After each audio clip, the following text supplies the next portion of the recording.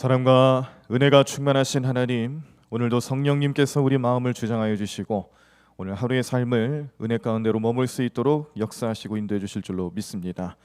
죄 많은 세상에서 죄에 물들지 않도록 항상 하나님의 손길이 우리와 함께 해주시고 성경이 알려주시는 말씀대로 살아가게 하시고 그 말씀 속에서 자유함을 얻을 수 있는 모든 성도들과 가정들 될 수 있도록 축복해 주시옵소서. 하나님, 특별히 오늘도 이 자리에 나와 간절히 부르짖으며 기도하시는 성도님들의 그 간구함 속에서 하나님의 음성이 들리길 원합니다. 내가 너를 사랑한다, 내가 너를 지명하여 불렀다, 너는 내 것이다 라고 말씀하시면서 우리의 삶을 책임지시는 주님 앞에 늘 영광과 찬송 올려드리는 저희들 될 수 있도록 도와주시옵소서. 세상이 힘들고 삶이 어렵고 우리의 마음이 슬퍼도 결코 우리는 그것이 영원한 것이 아님을 잘 압니다.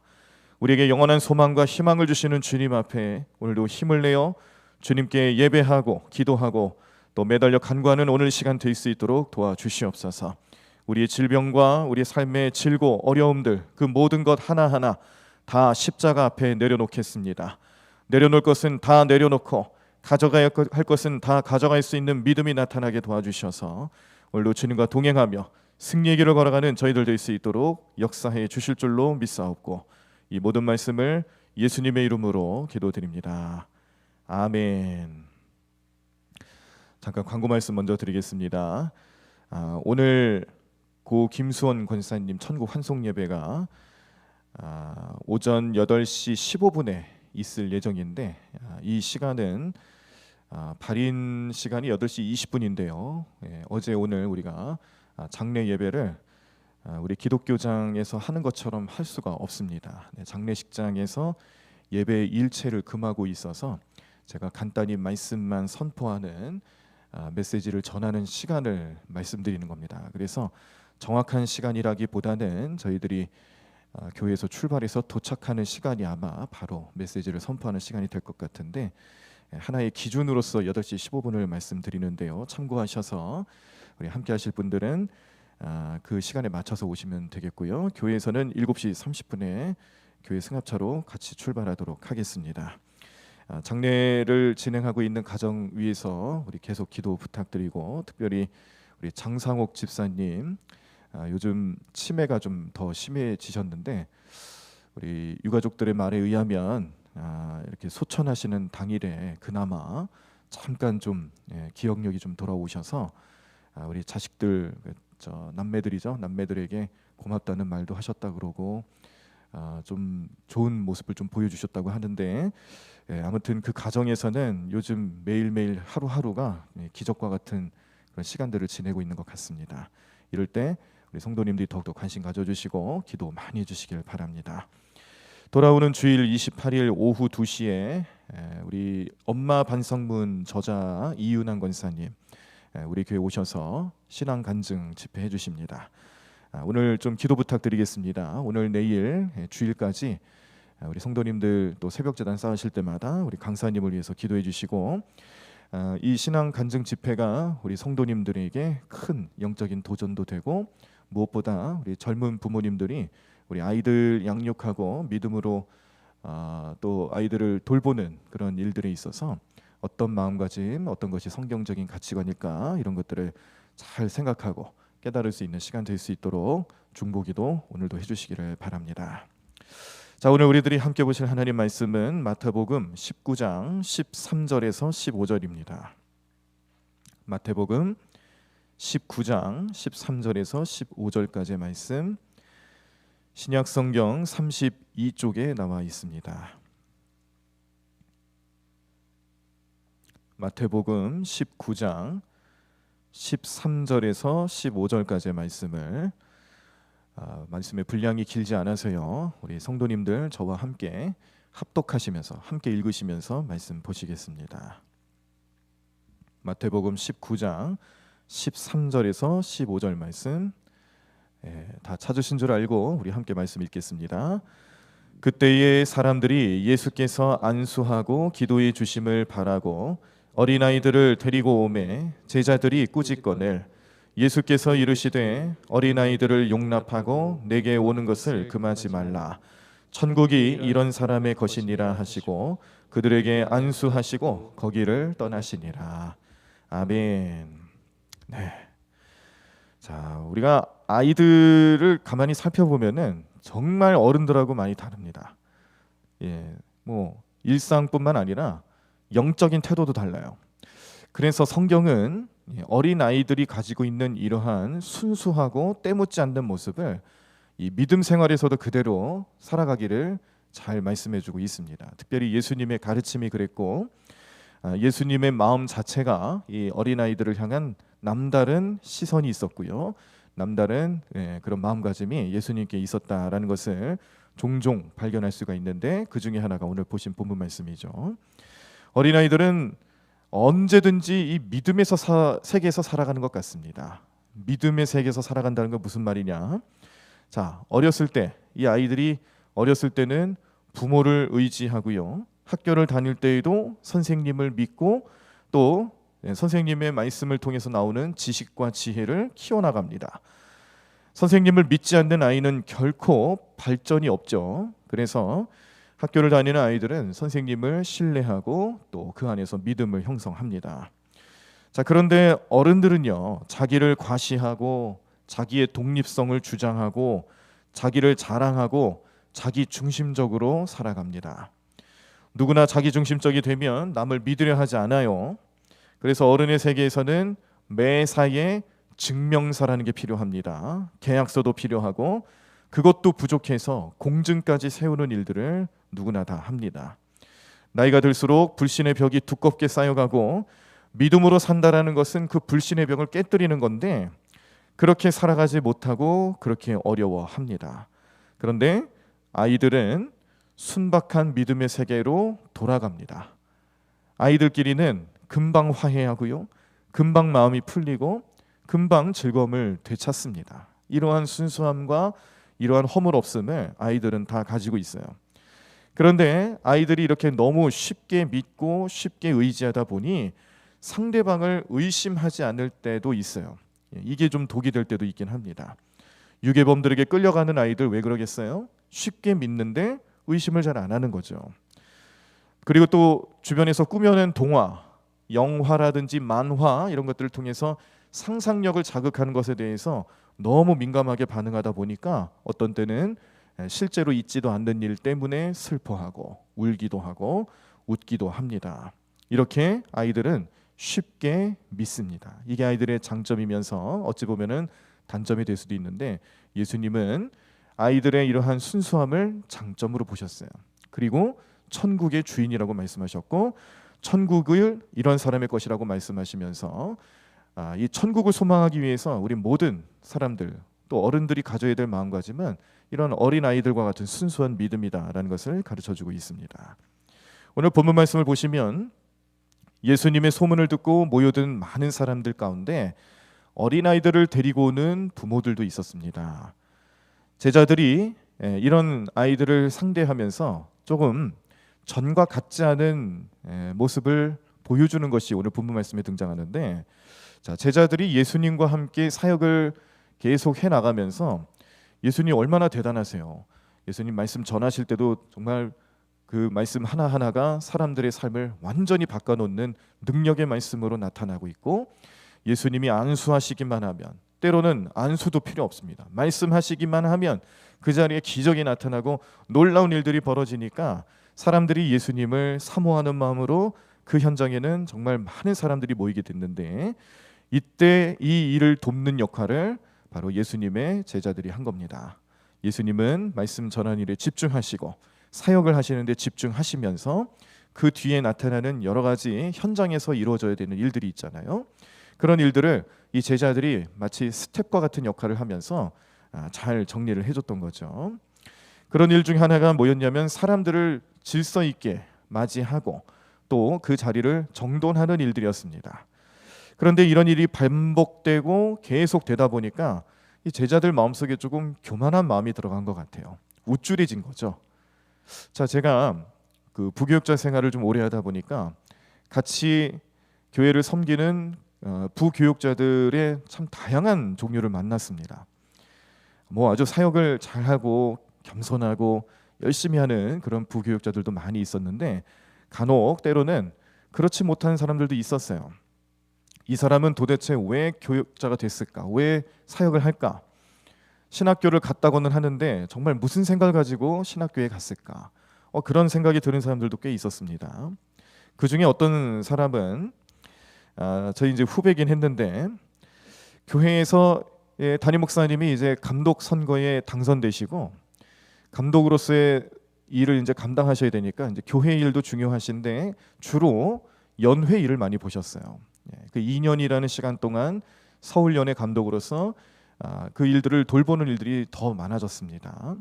그러다 보니 목사님을 모시고 수행 비서를 해야 되는 사람이 필요했는데 교회에서 그런 역할을 할 이 사역자를 뽑는다고 그렇게 공고를 내고 모집을 해서 어떤 남자 교역자가 그렇게 목사님의 수행 비서 역할을 하게 됐습니다. 뭐 여기저기 운전도 하면서 이곳저곳 모셔다 드리고 또 목사님 필요한 물건이 있으면 가져다 드리면서 스케줄 관리도 해드리면서 그렇게 수행 비서를 하고 있었는데 이 전도사님이 그렇게 1년, 2년 가까이 지내다 보니까 이상한 버릇이 생겼어요. 시간이 지나면서 그 버릇이 점점 심각해졌습니다.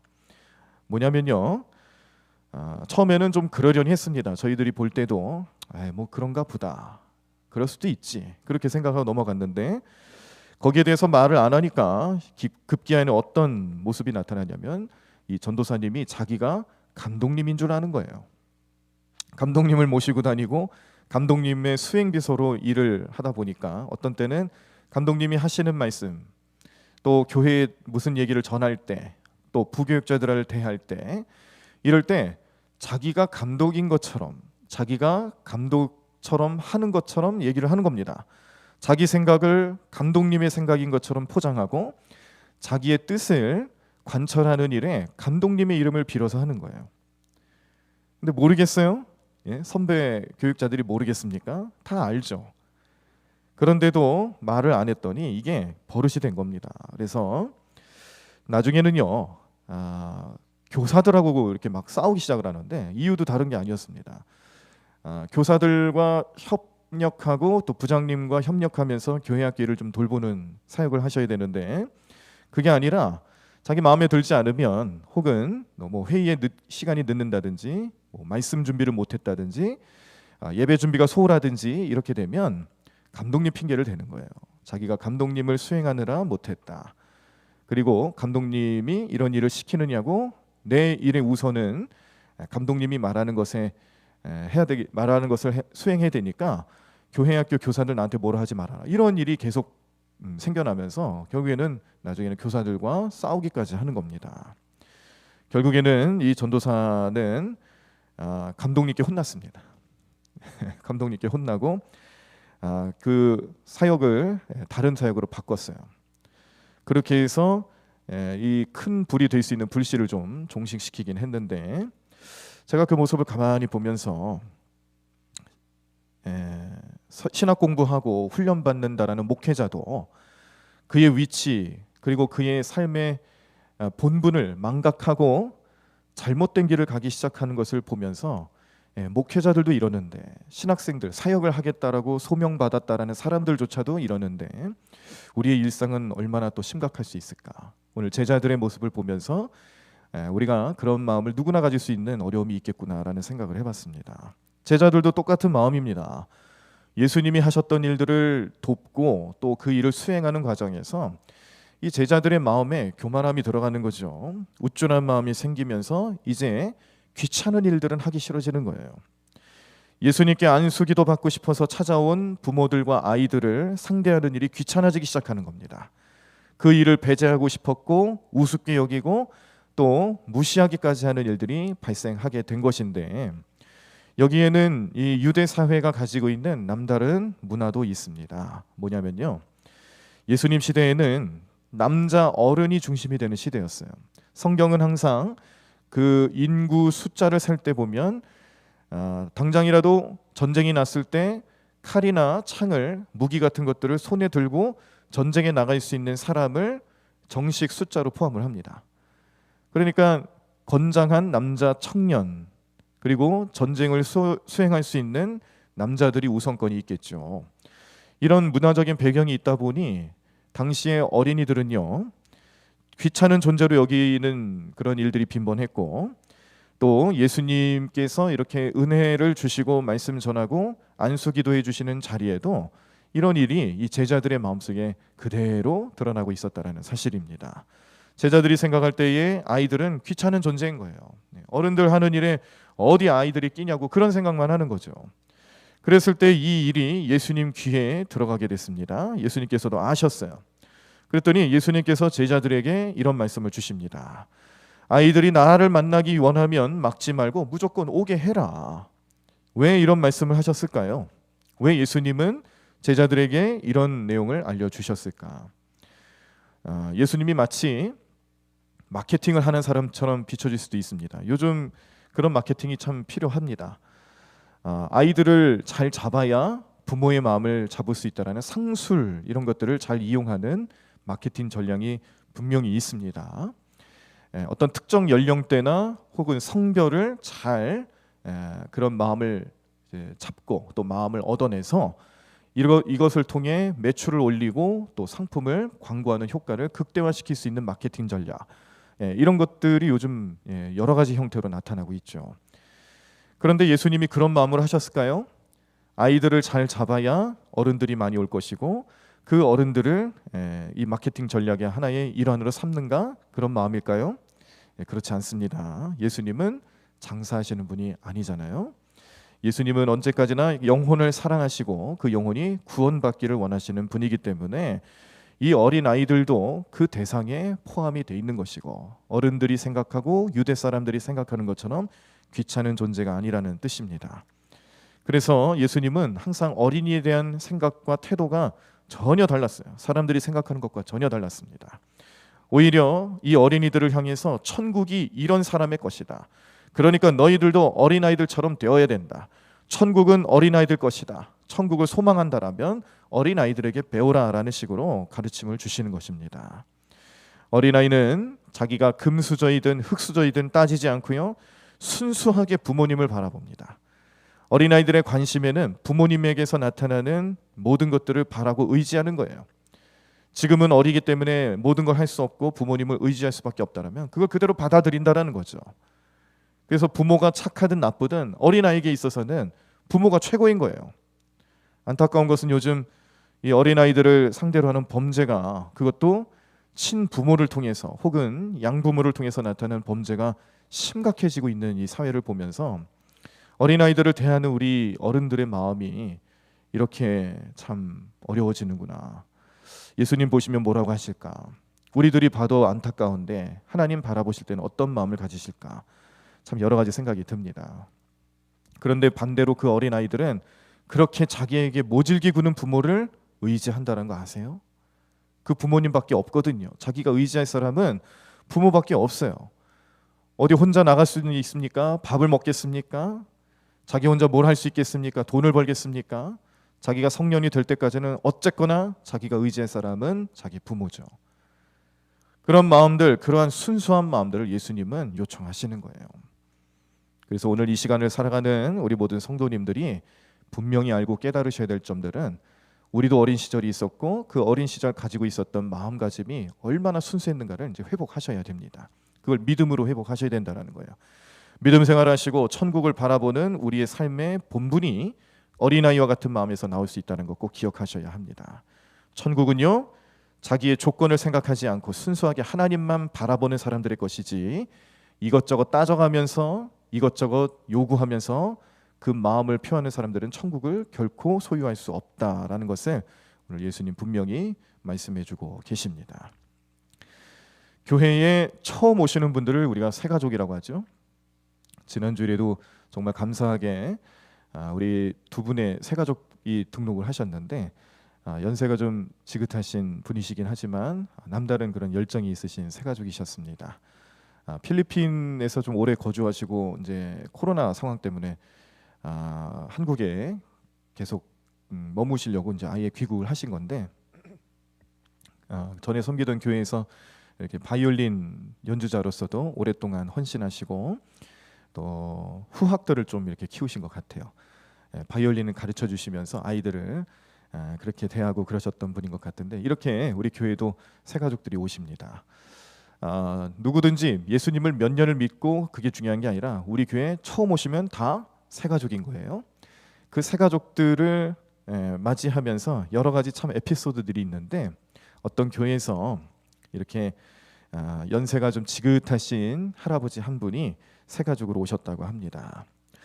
자, 이분이 예수님을 믿고 난 뒤에 특이한 버릇이 하나 생겼는데요. 다른 사람들이 그 새 가족 어르신에게 연세가 어떻게 되시냐고 물어보시면 자기는 4살이라고 얘기를 한다고 합니다. 꼭 4살이라고 얘기를 한대요. 그 이유를 물어보니까 이런 말씀을 하십니다. 원래는 예수 믿은 지 4년이 되어서 그렇게 대답을 했다라는 겁니다. 예수 믿은 지 4년 됐으니까 처음 교회 다니기 시작한 때부터, 예수님을 믿은 그 첫 해부터 계산을 해서 1살, 2살, 3살, 4살 이렇게 계산을 하셨다는 건데, 그런데 생각을 해보니까 또 자기도 나중에 지금은 4살인데 계속 나이를 먹으면은 20살도 될 수 있을 것이고, 또 더 오래 사시면은 뭐 30년, 30살도 될 수 있을 거 아니에요. 새 가족이 된 지 30년이 된다고 했을 때, 그때가 되면 자기 머리도 굵어지고 그러다 보면은 자기 주장이 강해지고, 그때가 되면은 또 하나님 말씀을 잘 안 들으려 하지 않겠는가. 그래서 자기는 계속해서 4살로 남아 있고 싶은 마음으로 4살이라고 얘기를 한다고 합니다.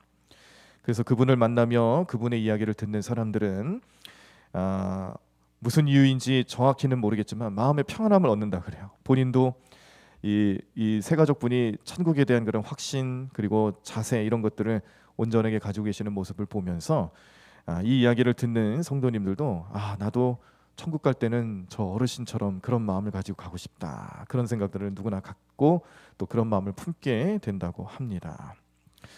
예수를 믿든 믿지 않든 모든 사람은 천국에 가기를 원하죠.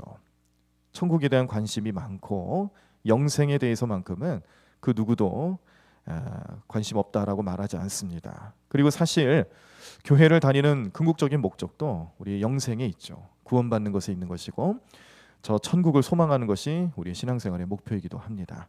목회도 마찬가지입니다. 앞에서 젊은 목사가 이렇게 열심히 새벽 기도 때 말씀 전하고 찬양하고 기도하자고 권면하고 그러는 이유도 사실은 다 어떤 목적이냐면 함께 구원받고 함께 천국에 가기 위해서 그런 거예요. 오늘 장례가 예정되어 있다라고 아까 광고 말씀드렸는데, 그래서 목회자들은 장례를 잘해야 됩니다. 목사님들마다 좀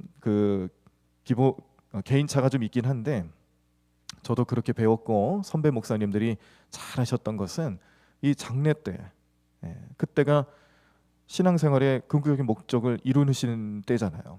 목회의 완성이잖아요. 예수님이 이 땅에 다시 오실 때는 예수님이 하시겠지만, 목회자가 목회할 때는 우리 성도들, 함께 신앙생활의 성도님들이 열심히 잘 믿음 생활하시고 신앙생활할 수 있도록 함께 협력하고 도와서 천국 가게 만들어드리는 일이 목회 아니겠어요? 그래서 장례를 잘해야 된다는 걸 얼마나 강조하시는지 모릅니다. 장례를 잘해야 된다는 말이 무슨 특별한 이벤트를 하고 그런 말을 하는 게 아니라, 그 장례를 집전하는 현장에서 유가족들을 위로하고 또 믿지 않는 영혼들은 정말 천국이 있구나라는 것을 확실히 알 수 있도록 그렇게 하라는 얘기죠. 그게 목회의 최종 목표다라는 것으로 많이 배웠습니다. 그래서 모든 사람이 천국 가기를 원하기 때문에 그런 목회가 나타나야 하는 것이고, 그것이 또 하나님 뜻이고 이런 비전을 가지고 목회를 하는 것인데, 그런데 우리가 때로는요, 이런 분명한 목적이 있음에도 불구하고 어떤 때는 중요한 고비 앞에서 주저하고 멈출 때가 있어요. 그때도 우리는 하나님 한 분만 바라보면서 천국 가기를 소망해야 되는데, 이상하게 그게 잘 되지 않습니다. 어떤 특별한 경우, 특별한 어려움, 특별한 순간마다 우리 안에 그동안 감추고 내세우지 않았던 나의 자랑거리, 나의 욕심, 이런 것들이 점점 얼굴을 내밀면서 내 믿음을 잠식시켜가는 것을 많이 느낍니다. 그럴 때도 우리 하나님께서는 우리에게 긍휼한 모습으로, 사랑의 모습으로 말씀하고 계십니다. 그냥 내려놓자. 우리 천국 가는데 그런 거 필요하지 않다. 믿음을 가져라. 나만 바라보아라. 그러면 이 땅에서 누리는 것과 비교할 수 없는 영원한 천국의 영광이 너희들에게 나타날 것이다 라고 말씀 주시면서 우리를 이끌어 가시는 예수님 음성, 주님 음성, 오늘 여러분들의 마음속에서도 울려 퍼지기를 간절히 축원합니다. 영적인 어린아이와 같은 삶의 모습이 필요한 이유가 바로 여기 있는 것이죠. 우리가 육신은 비록 나이가 들고 어른이 되었지만 이 마음만큼은, 내 영적인 상태만큼은 아까 우리 새가족 어르신의 그런 고백처럼 4살짜리가 되는 거예요. 4살짜리처럼 살아가는 거죠. 그런 믿음으로 살아가는 거예요. 그런 믿음이 될 수 있도록 예수님 주시는 말씀 오늘 우리 마음속에 꼭 기억하시고 그 말씀 붙잡고 오늘 하루도 천국을 소망하시는 여러분들의 삶이 되기를 간절히 축원합니다. 천국이 여러분들과 함께하고 천국과 같은 마음을 소유하시면서 세상의 그 어떤 것보다 고귀하고 또 소중하신 예수님 음성 듣고 가까이 하면서 그 은혜 속에서 머물며 늘 승리의 길을 걸어가시는 저와 여러분들의 삶이 되시기를 간절히 축원합니다. 이 시간 찬양하시겠는데요. 평소에 아마 거의 안 불러보셨을 찬양이긴 합니다만 오늘 가사가 또 우리에게 주는 의미가 남다릅니다. 그래서 이 찬양을 좀 배워보시면서 찬양을 좀 함께 나누시고 오늘도 뜨겁게 부르짖으며 기도하도록 하겠습니다. 자, 가사의 내용이 어린아이처럼 그저 오라 하시네, 나를 잡아주시네 주의 강한 손으로. 이런 가사를 우리가 통해서 찬양하면서 마음속 깊은 곳에서 함께 고백하기를 원합니다. 먼저 좀 찬양을 좀 배워보시고 계속 불러보시면서 이 가사의 내용이 우리의 삶의 영적인 삶의 고백이 될 수 있도록 함께 하시기를 바랍니다. 함께 찬양하겠습니다. 어린아이처럼. 어린아이처럼 그저 오라 하시네, 나를 잡아주시네 주의 강한 손으로 잡아주시네. 할렐루야. 거룩한 주님 잡아주시네. 할렐루야. 거룩한 주님. 다시 한번 어린아이처럼, 어린아이처럼 그저 오라 하시네, 나를 잡아주시네, 나를 잡아주시네 주의 강한 손으로, 주의 강한 손으로 잡아주시네. 할렐루야. 거룩한 주님 잡아주시네. 할렐루야. 거룩한, 우리 다시 한번 찬양하겠습니다. 어린아이처럼, 어린아이처럼 그저 오라 하시네, 그저 오라 하시네, 나를 잡아주시네, 나를 잡아주시네 주의 강한 손으로, 주의 강한 손으로 잡아주시네, 잡아주시네. 할렐루야. 거룩한 주님 잡아주시네. 할렐루야. 거룩한 주. 다시 살리라, 다시 살리라. 할렐루야. 거룩한 주님, 거룩한 주님 다시 살리라. 할렐루야. 거룩한 주. 찬양하리라, 찬양하리라. 할렐루야. 거룩한 주님 찬양하리라. 할렐루야. 거룩한 주님 잡아주리라. 잡아주리라. 할렐루야. 거룩한 주님, 거룩한 주님 잡아주시네. 잡아주시네. 할렐루야. 거룩한 주님 다시 살리라. 다시 살리라. 할렐루야. 거룩한 주님 다시 살리라. 할렐루야.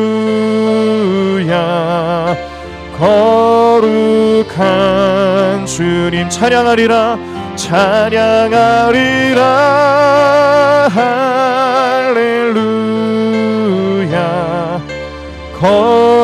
거룩한 주님 찬양하리라.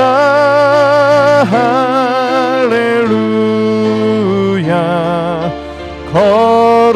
거룩한 주님. 다 자리에서 일어나시겠습니다. 오늘도 말씀을 기억하시면서 내가 가진 것 자랑하지 않게 하시고 하나님의 사랑과 부르심과 함께 계심이 우리의 삶의 자랑이 될 수 있도록 역사해달라고 우리 뜨겁게 부르짖으며 통성으로 기도하시겠습니다. 하나님 감사합니다. 하나님 오늘도 어린아이와 같은 마음을 가지고 주님 앞에 나아갈 수 있는 우리의 심령 될 수 있도록 도와주셔서 성령님 우리 안에 거하시고 성령님 주시는 생각으로 살게 하시고 성령님과 함께 승리의 길을 걸어가는 우리 삶 될 수 있도록 역사해 주시옵소서. 하나님 우리는 우리 마음속에 어린아이와 같은 믿음을 가지고 주님 앞에 나아가길 원하는데 하나님 우리가 우리 마음속에 그런 마음을 갖지 못하고 그런 믿음을 가지지 못하여서 너무나도 힘겹고 어려운 삶을 살아가고 있습니다. 하나님 우리를 도와주셔서 이제 우리가 가진 것 내 것을 자랑하는 것이 아니라 예수님을 자랑케 하여 주시고 예수님만 찬양케 하시고 예수님만 의지하는 우리의 삶이 될 수 있도록 도와주시옵소서. 하나님 언제나 우리 모든 상황 속에서 주님만을 의지하는 우리의 신앙과 믿음이 될 수 있도록 역사해 주시옵소서. 주님만 의지하며 나아가는 심령들 되기를 원하오니 하나님 오늘도 믿음 안에 온전히 승리